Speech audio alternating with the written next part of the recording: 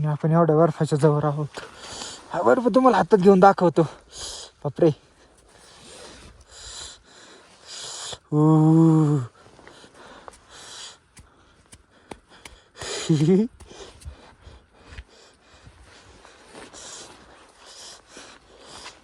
टपुक.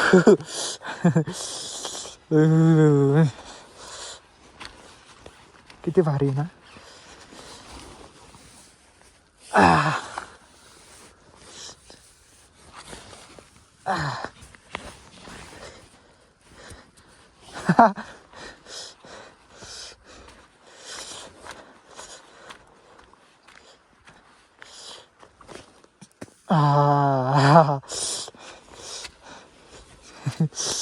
ही आपली गाडी. सकाळी लय भारी पॅकिंग केलं होतं. 2-3 ऑक्टोपस लावले डायरेक्ट आपण आज. हलायचा विषयच नाही इकडे तिकडे काहीच. आणि टेंट साईडला अडकवलेला आहे. दोन्हीने बांधलं आहे कारण टेंटमुळं जास्त जागा जात होती पाठीमागं. अशा प्रकारे गाडी उगाच बंद केली मी. परत चालू होती नाही होती.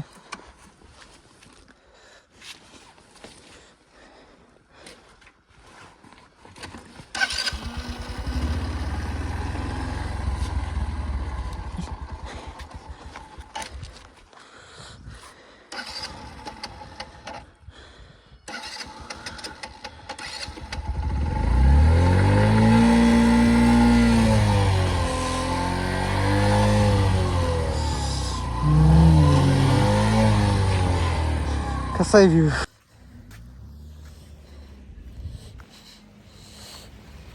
हा बर्फ.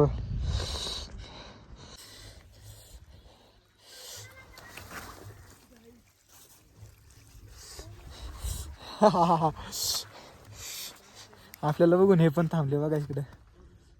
कुठे यांची गाडी. हा हे काही बारीक दिसते. गुजरात पाशिंग गुजरातचे.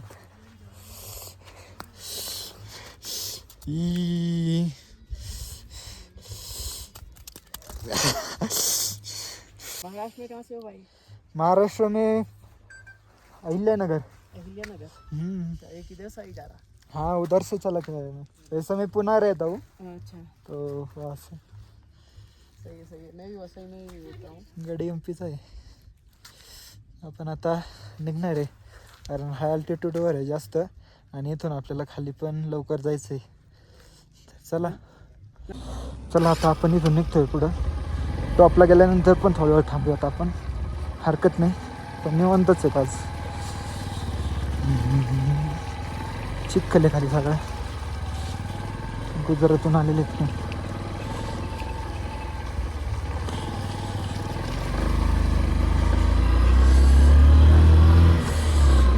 बर्फ बर्फ.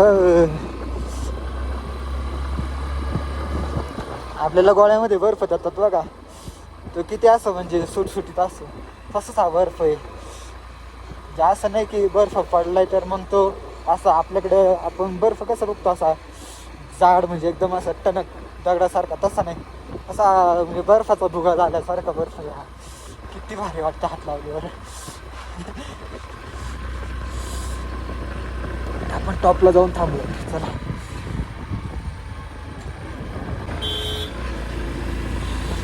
आपण टॉपला नाही पोहोचलो तरी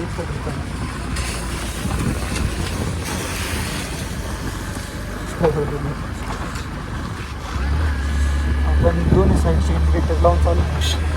कमीत कमी आपण चाललोय ते कळलं पाहिजे. गाड्यासारखे सारखे दिसतो होते मला वाटते. असं बेकार आहे रोड. चिखल झालाय चिखल. ब्रोची टेंट आहे. पुढं रस्ता कसा आहे.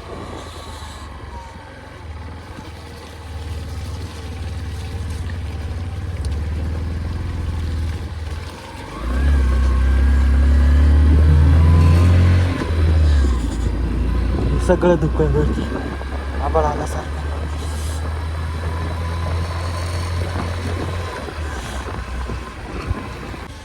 इथं चक्क बर्फ पडतो अजून.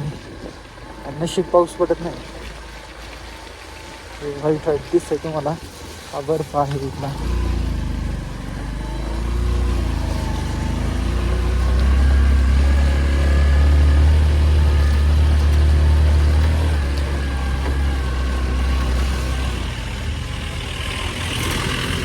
बर्फ पडतो.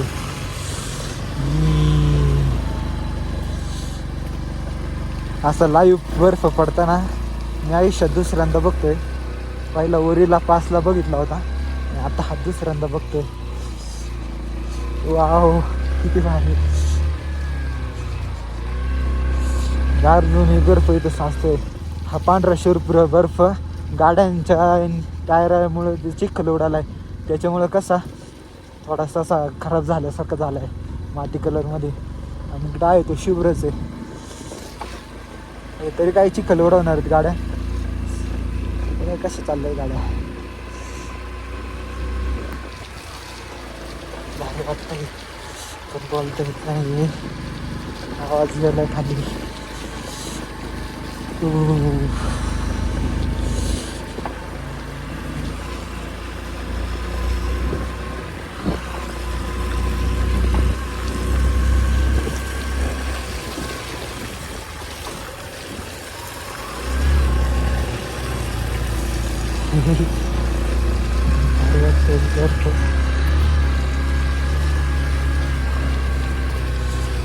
रस्ता इतका सुंदर आहे. वा मला वाटते होते आपण टॉपला आलेलो आहे. कारण आता चढ नाही आहे त्यामुळे बर्फ पडतोय. बापरे. मग ते साईडने चला. साईडने जर आहे व्यवस्थित.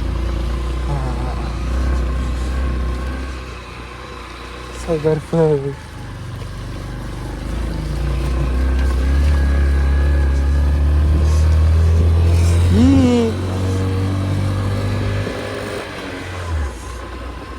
तोंडात गेला बर्फ. हेल्मेटची काच उघडल्याशिवाय पुढचं काही दिसत नाहीये कारण धुकं आहे. आणि काच उघडली तर डायरेक्ट तोंडात बर्फ जातोय. किती भारी ना. वाव.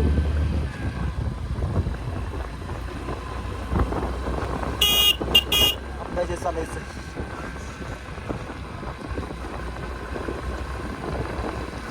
तुझ्या आरती बर्फ पडतोय आता. त्यावरती अजून 2-3 तासांनी हा रोड बंद होईल इथे 2 व्हीलरसाठी तरी. 4 व्हीलर जातात बर्फावरून. काहीच दिसत नाही आजूबाजूचं.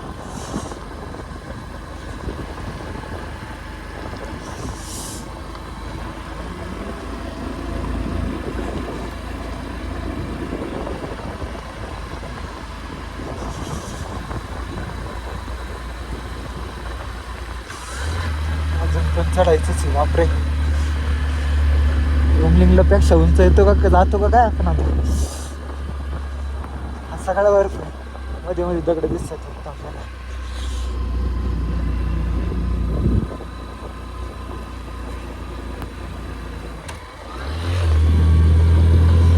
अजून हाईटला जायचं वर.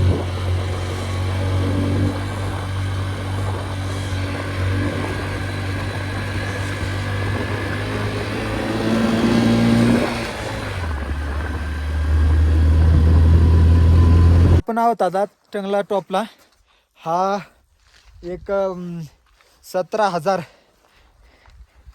तिकडं लिहिलेलं आहे 17,482 फुटावर आहे.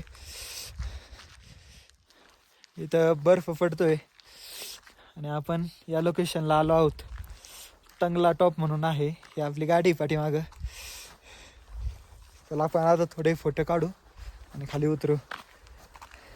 17,482 जवळपास एक 500-600 फूट कमी हा उमलिंगला नाही खारदुंगला टॉप झाला.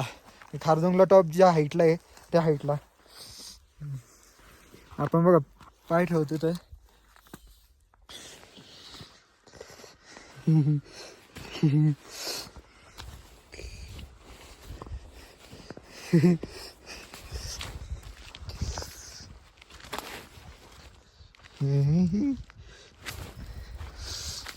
कारण हात लावू शकत नाहीये. खेळू तर पाण्यानेच खेळू थोडा बर्फ.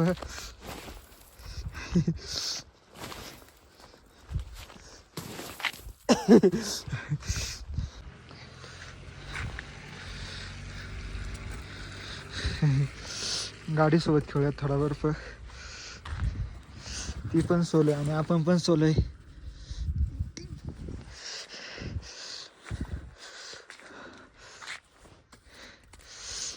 बर्फ चिटकून बसलाय.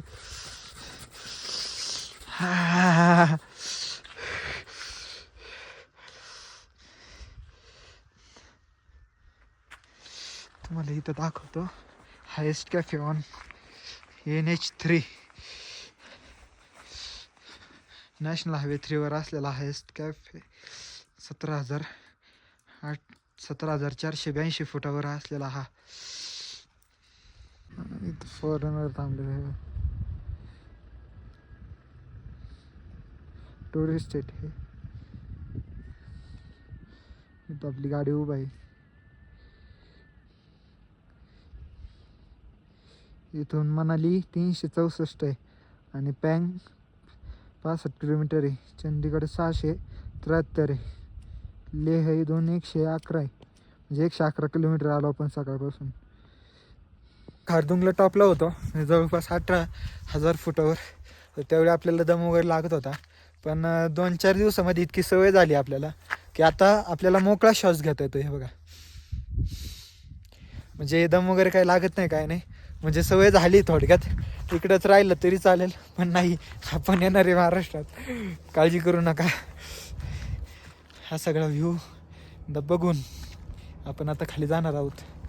चला, फोटो वगैरे काढलेले आहेत, फक्त ते पोस्ट करायला नेटवर्कच नाही. बऱ्याच वेळा असं होतं आहे, कधी कधी नेटवर्क असते तर मोबाईलला चार्जिंग नसते, कधी कधी चार्जिंग नसते तर नेटवर्क असतं, कधी कधी दोन्ही असतं, चार्जिंग नेटवर्क. तर मग आपल्याकडे वेळ नसतो, आपल्याला अंतर कवर करायचं असतं. बऱ्यापैकी असंच होतं. असो, आपण 1-2-3 तासानंतर स्टॉप घेणार आहे, कारण आता वाजले जवळपास 4 कंप्लीट वाजलेले आहेत. हे बघा, तर 4 वाजलेले आहेत. 4 वाजल्याच्या नंतर आता 5-6 वाजता तर थांबावंच लागणार आहे. थांबल्यानंतर आपण इथले फोटो वगैरे अपलोड करूयात. चला, आता डायरेक्ट खाली जाऊयात. आता बर्फाचं वगैरे व्ह्यू घ्यायचा नाही, आता डायरेक्ट जिथं जागा भेटेन तिथं जाऊन डायरेक्ट स्टे करायचं आहे. काय नाही, तहान लागली होती म्हणून जर पाणी प्यायला थांबलोय. आणि पाणी इथं काही बिसलरीची काही गरज नाही, नॅचरल मिनरल वॉटर, सगळे मिनरल ॲड असलेलं हे पाणी. आणि आता आपण पिणार कसं ठेवा, मोबाईल समोर ठेवतो म्हणून तिथे.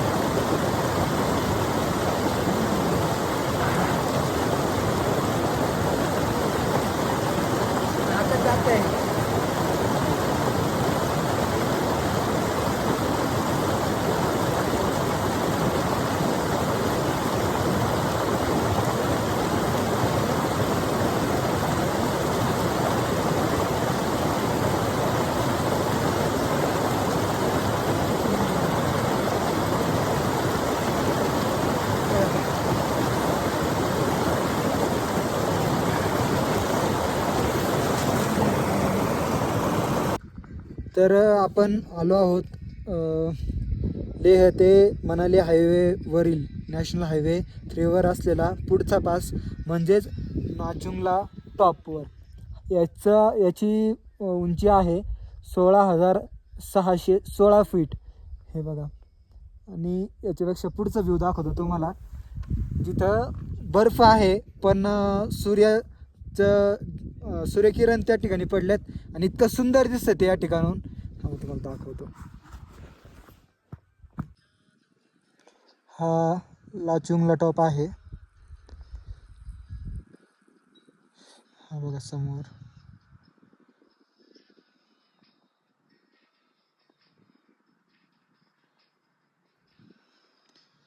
आणि आता थोडंसं बाकी आहे, आपण चर्चीला पोहोचत आहोत. चर्चीला पोहोचल्याच्या नंतर आपण मुक्काम करणार आहे. मी चंद्रताल बघत होतो किती अंतर आहे, पण बरंच आहे. मनाली पास करायला लागलं आपल्याला त्यासाठी. तर चला निघूयात आता पुढे. तर आपण लेह आणि हिमाचलच्या बॉर्डरवर आहोत मुक्कामी इथे थांबलेलो आहोत. इथे लेह पोलीस चेकपोस्ट आहे आणि त्यांची ही कॅबिन आहे. कॅबिन बघितली तुम्ही तर अशा प्रकारे कॅबिन आहे. इथे स्विच वगैरे आहे आणि इथे आपण बनवतो आहे आपली पहाडोवाली मॅगी. आणि आता इथंच झोपण्याची व्यवस्था करणार आहे. मी इथं बाहेर टेंट लावणार होतो पण ते म्हटले की आमची कॅबिन आहे तर तुम्ही झोपू शकता. आणि बाहेर गाडी लावली आहे, त्या गाडीला तर काय कंपल्सरी साखळी वगैरे तर असते त्यामुळे काय अडचण नाही आहे. आणि पोलीस इथं 24 आवर्स जागेच आहेत म्हणून तर काय बाकी चोरीचा वगैरे काही विषय नाही. म्हणून मग इथं राहण्याचं मी ठरवलं. आणि आता मॅगी वगैरे तयार होईल, 1-2 मिनटं अजून लागतील. तर हे जेवण वगैरे करून आपण मस्तपैकी झोपणार आहे. आणि उद्या आपण मनालीचा अपडेट घेणार आहे नेमकी काय होणार आहे. कारण मनाली माहीत नाही अजून पण की ओपन झाले किंवा नाही. त्यांना मी विचारले मगाशी तर ते म्हटले की अजून तर ओपन झालं नाही पण कधी होईल हे पण सांगता येत नाही. मग त्यांना विचारलं दुसरा कुठला रूट आहे का, तर त्यांनी मला जम्मू काश्मीरचा सांगितलं, श्रीनगरचा वगैरे, जिथून आपण 200 किलोमीटर लेहपासून पुढं आलो आहे. लेहपासून परत 400 किलोमीटर असलेला त्यांनी एक रूट सांगितला म्हणजे ज्या रूटने आपण आलो होतो. तर बघूयात आता उद्या इकडे काय होतं आहे. तर चला जेवण वगैरे करून आपण झोपणार आहोत. भेटूयात उद्याच्या ब्लॉगमध्ये. रामकृष्ण हरी.